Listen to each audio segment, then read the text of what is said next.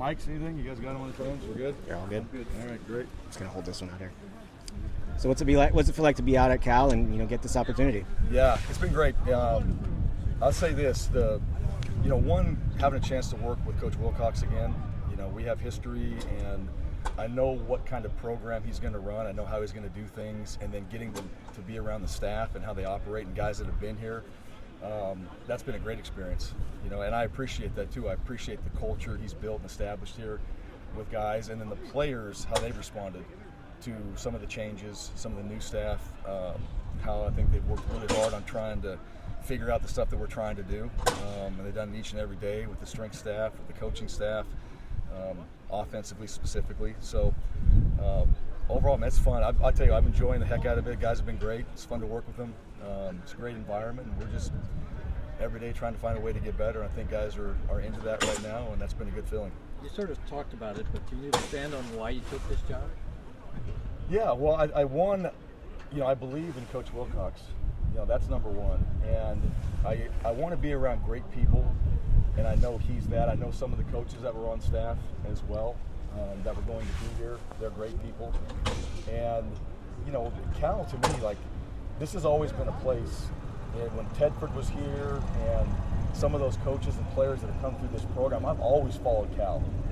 So it's always been a place in my heart that I've seen as one of the elite programs and players that have come out of here. I think, with Tedford being here too, what he did offensively for a lot of us offensive coaches, because we followed a lot of things that he did. So I've always had Cal, there in the back of my mind. And, as I talked to Justin, and we've talked when I was the head coach, and so we kept in communication that way. And, I wanted to be a part of something that he was leading, and I wanted to be a part of a program that I've seen from afar, that I've held at high regard, the coaches and players that have been through here and come in here and try to make an impact, on our side of the ball and bring some value that way. So, and so far it's been great. Love living out here. My wife and I were empty nesters now, so it's kind of a new phase in our life. We have a grandson, and my son's playing football at Idaho State right now. So it's a good time, and it's really great people, and I've enjoyed working with these players. And I think that's been the most fun I've had in a long time, just being around some guys that care, work hard, and want to get better. When you come in and start to kind of build your offense and meet with the players, talk to the players, what are maybe a couple of the pillars of kind of your philosophies that really you want to instill here early on? Yeah, well, first of all, it's physicality. We want to be a physical football team, so that starts with everybody. And that's doing the drills, it's doing the things to become a physical player. It's hammering the weight room, nutrition, all the things that it takes to be a great physical athlete, but it really having a mentality from that standpoint. So we want to create that. Then we want to be great right now in spring ball at the fundamentals. How we block, how we carry the ball, how we catch, how we throw. We have to get better, not just at the schemes, but at the fundamentals of the game. And so really focusing on those two things right now, being physical, creating a mentality, getting better at football fundamentally through the techniques, and then building the schemes off of those two things. So I think that's what makes, will make our team successful is if we have that mentality, we know how to play the game at a high level, then we can put the right schemes in to get the guys the ball and put them in the right spots to be successful. You mentioned the coaching staff. You have some different components here with guys that were successful kind of at different spots, at different levels. What do you like about the dynamic you guys have offensively? I'm surrounded by unbelievable coaches right now. This is probably one of the best staffs I've ever been around, and especially, and I'll speak on the offensive side in particular. I mean, you got Kyle Cefalo, you got Julian Griffin there, you got Rolovich, which he does a phenomenal job being a former head coach and just how he can bring people together. That's been one of the greatest experiences so far too, is just being around him, his leadership, what he brings to the table offensive wise, his knowledge, and then just his leadership, and how he brings people together. But Coach and Coach Safel, I think Coach Safel is one of the young great coaches that I've been around. Super excited about his growth. Jeff McDaniels on the staff, Stephen Barnett, we have guys right now that I feel like they care tremendously about what we're trying to do. They provide a lot of great ideas and value to what we're doing. They coach really well in meetings. So they teach, they get on the field, it translates, you see it from the meeting to the field. So every one of those guys, I mean, they've been coordinators, they've called plays, they've all done those things. They're very capable of doing that. So, I feel very lucky to walk in a room with so many talented coaches that provide ideas and then just try to coordinate that and put it together. But it's a group of coaches that have done a great job so far, in my opinion, with the players and what we're trying to accomplish. What's the best quality of each of the three quarterbacks that have taken most of the reps? Yeah, I think all of them are pretty tough. So I wouldn't pick one out necessarily. I think they're all pretty tough as far as just not the physical component, because they're not getting hit. They got their gold jerseys on and all that, but mentally handling the stuff that we need to handle, the pressure of the situations that we put them in. I think they've handled that really well. I think their preparation habits have been good. And Devin being a guy coming from Ohio State, where they had a lot of success, great coaches, he can see, he's seen the value of that process of doing the work to prepare yourself to be successful. He's really carried that into the quarterback meeting room. So some of the younger players, Jaron and EJ, those guys have really fed off of that and seeing how that process works and how Devin operates. So I think their preparation's been really good, and I think we got some guys that are pretty accurate throwers. We're not where we want to be yet, but when you see guys in one-on-ones and some routes on air and certain game situations we have out here for them, they're all pretty accurate. So we got a chance with the toughness, the preparation, the accuracy, and then what we're working on right now is decision making. Now you have all those things. Now we're making the right decisions, which we're not completely yet, but we're getting better at it. What's EJ's best quality? EJ, well, I'd say this. I think he's been in a system like this here. He's very comfortable in the stuff that we're doing. I think he handles himself really well, and I think when he's out there on the field, he plays really fast in a good way. And when I say that, it's like he's very smooth, but he's fast. And so he's throwing the ball really well. He's moving the pocket really well. I think he's making good decisions. And he's done nothing but this. I know he played in the bowl game. I got a chance to be there. I got a chance to watch him.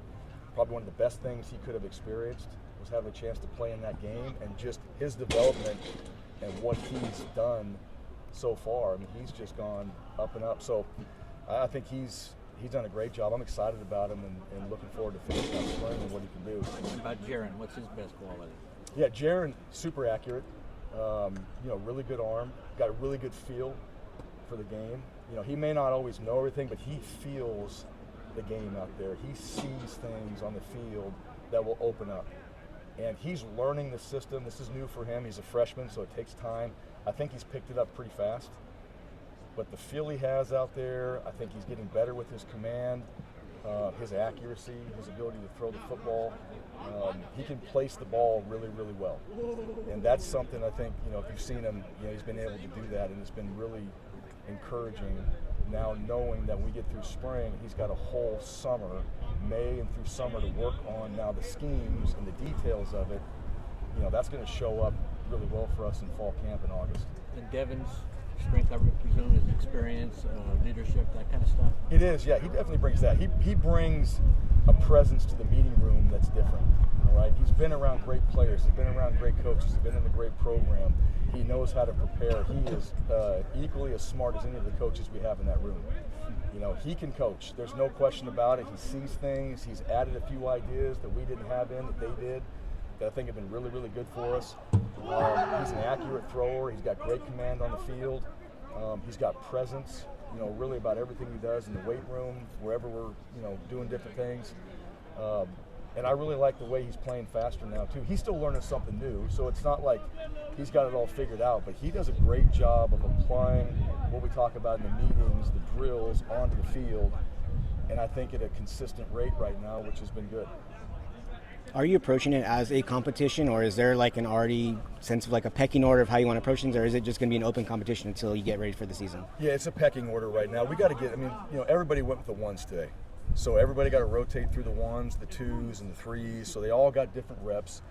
And so it's not really about ones, twos, and threes. It's about get these plays, right? That's what I want to do. Now get them with a different group. How are you going to operate with the ones, the threes?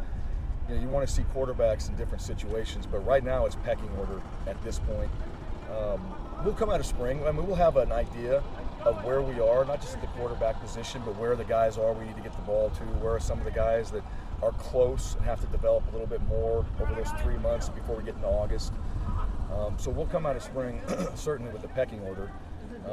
Probably a little bit of a depth chart, so we have some things to start with when we get back in June and really start doing our summer works and all those workouts. But that's where we are right now, and I think giving guys a little bit of every group, seeing how they operate. All right, what does that look like at the end of spring, the spring game, and then evaluating after that. So it'd be kind of a soft depth chart, you would say, not naming a starter? I would say everything at this point for most teams is a soft depth chart, really. Because you want to kind of go, okay, here's a few guys want to get the ball to. How do we do that? Here's some other guys that are up and coming. Yeah. They're just not there yet mentally. I'm thinking in terms of the quarterbacks. Yeah, so same thing for them. Like, hey, we come out of spring, like, look, if we had to go into a game right now, what would we do? This would be where we are right now. And the beauty of that is we're not going into a game, so then we can say to each one of those guys, as they go back and study every single play they had, every throw they made, okay, here are the 3 or 4 things you have to get better at between this time and this time. And then we see it through the summer, and we come back in August, and early in August, it's like, it's open. Let's see where we're at. And then you got to start making that decision soon, because you got to start getting your team prepared to go play in the first game, and you got to have your guy out there getting the majority of the reps. How do Jaden and Jet and that running back group kind of fit into the overall picture of what you guys want to accomplish on offense? I think those 2 guys have been really good. They're learning a new system. Now, it's not like, I watched a lot of stuff that Cal did last year. There were some good things. There were some really, really good things in there. Those 2 guys right now have just gotten better and better. I think the physicality fits in with them. I think the stuff we're trying to do with the backs, not just running the football, but with them out of the backfield, I think they do a good job with that. And I think we can expand a little bit more now in the second half of spring, utilizing those guys a little bit outside of the backfield. But both guys are into it. That's what I'd say. I think that whole group, they're into it. They're learning, they're trying. I think Coach Griffin does a phenomenal job with that group of creating the mentality because, let's face it, the tailbacks, that position, it's a physical position that people are trying to come after you. So you better have a mentality, and then the things we ask them to do, it's a lot. So they're learning that on top of it. So it's a lot's been thrown at them. I think they've handled it well. In terms of the offense, Coach Wilcox said it's multiple. Talked to Coach Rolovich, he's like, it's multiple. We've heard different things about it, but just from your perspective, what are maybe some of the things you can share about what it will look like, kind of some of the goals, I guess, you have for what I'd say it's multiple. Yeah. So it is. I mean, it's right now, especially in spring, and being new and having guys I haven't worked with before, and not like we're going through our second spring together. We're figuring that out. We have I'd say we have a system in place right now, but that's going to morph into something different. Some of the things I've done at certain places don't necessarily fit here. Some of the things I haven't done fit perfectly. And that's where I'm growing. We're all developing and growing with the knowledge of those coaches we mentioned before, bringing new ideas in. What Cal did before that were some really good things. What's some of the trends happening right now that you're trying to go out there and see what teams are doing. I'd say we have a system in place, but we're not going to have that rhythm quite yet until we get out of spring, have a chance to decompress and just go, okay, where are we at? What are we good at? What are the things that we're average? What are the things we really want to do that we didn't get to? And start working that through the summer, and then by August, that's your system. All right, now you have your system in place. This is who we are. Doesn't change the physicality, doesn't change that mentality whatsoever, doesn't change the fundamental work we have to do every single day, but that becomes your identity once you really get into August. And now you have everybody, right? Your full team, you're at full strength, whoever's going to be here is here, and now you can start implementing your system and get ready for the first game. Can I take you back to 2006? Please. That was your first year as an OC, correct? It was. Did you call those 3 plays? I assume you called those 3 plays in the Fiesta Bowl. Did you talk to Chris to confirm that you wanted to do this? Yeah, I did. So Circus, the 4th and 18, I mean, that was an easy one to call because it was such a crappy situation that was all we had. And they played as perfect as a defense for that situation. From your standpoint? From our standpoint, yeah. And so, yeah, we called that and obviously executed that. Did Chris say, yeah, that sounds okay? Or? No, Chris was great. He didn't interfere with a lot. I know, we ran statue. That was something in that game we were trying to get to. So we could never get on the hash and we actually had changed the way we did that play in game. So we made an adjustment. If you ever watch it, we kind of move right at the last second with the receiver because we hadn't done it that way, but we did something earlier in the game and we saw a similar formation, how they played it, and then we said we need to do it this way. Well, they called a timeout before that play. Yep. Did you change the play? Or? No, we already had it changed because we were trying to get to it earlier in the fourth quarter, and we just couldn't get there. But we had talked about it so much when it came to that situation. When Adrian Peterson gutted us on the first play, it was very clear, if we score, we're done. Either way, the game's going to be over. We're not going into another overtime. So that was already a selection that we're, it was one on the 2-point sheet there, and then we got to it's like we're on a statue. And so, that was one. Now, one that we did, the little halfback toss, that was one that right before I had called a different play, and right before they ran out, I changed it. And in that play, we motioned the quarterback out. He was pissed. Really? So and I wouldn't blame him. I don't blame him because it's 4th and 2. But that was the one where it got really, really quiet with everybody, and they're like, "Are you sure?" And I'm like, "Not really, but I think this is good." It's two best players throwing and catching it. And the thing about that game that people talk about the plays. What I saw is in the most biggest game these guys ever played, in the critical moment they've ever had in their football career, they executed perfectly. Everything about those plays, from the standpoint of the players, were executed perfectly in that moment. To me, that's the biggest story I think of all of it. Is the players actually doing those plays perfectly to execute them like they did. How would you describe your time at Auburn? It was an experience. I think that's one of the things that you go through in a career. It doesn't matter what profession you're in. Some places are better than others. Some things work out. I think environment's a huge part of it. But I wouldn't change anything. We made a decision, at that point. My wife and I and my kids and our lives, that was a decision for us to go and to take that opportunity. So I'm not a guy that looks back. I remember sitting in the kitchen right there. We got the offer, and it was one of those we want to do this. It was a whole family decision too, and it was. Did it go the way that we wanted it to? It didn't. But sometimes you take chances like that. It doesn't always go your way. But I wouldn't change or tell anybody not to take a chance just because it doesn't go your way. And we learned from it. We got had a great experience in a lot of ways. Leaving and having some time, to sit back and kind of reflect, from our coaching career and just be with the family, and then, think about, okay, what's the next opportunity? Are we going to get back into this? Is this something we're going to do? And then Cal became that opportunity. Now, what did you do last year? You were